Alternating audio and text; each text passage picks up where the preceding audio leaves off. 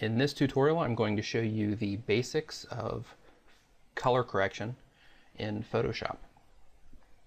First thing I'm going to do for this example is I'm going to duplicate the layer that my photo is on.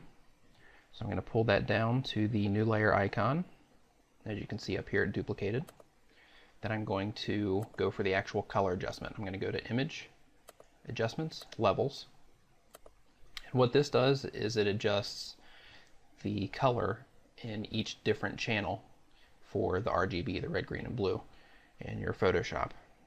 So first thing I'm going to do is I'm going to move this slider here for the darker shadows and all of that. Over here is the highlights. This one here is for the midtones, which for this I'm not going to do anything with, but you can play with that at your leisure. I'm going to choose red, slide that over to where the bump starts. I'm going to choose green, do the same. Now this has a little bit over here on this side, but I'm going to go ahead and bring this over just a little bit. I might come back and adjust that here in a second. I'm going to go down to blue, slide that over, and then slide the blue over there. And that actually came out okay. And I'm going to come back and mess with the green because of that little bump right here. Yeah, I'm going to come over because you can see when I pull that back how it puts a little bit of a red tint on the photo.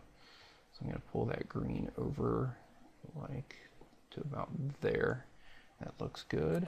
I'm going to go back up to the RGB and I'm going to pull this back out. This is a very important step.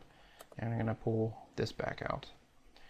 On here, I'm actually going to bring this in just a little bit, just for personal preference of how I want this photo to look.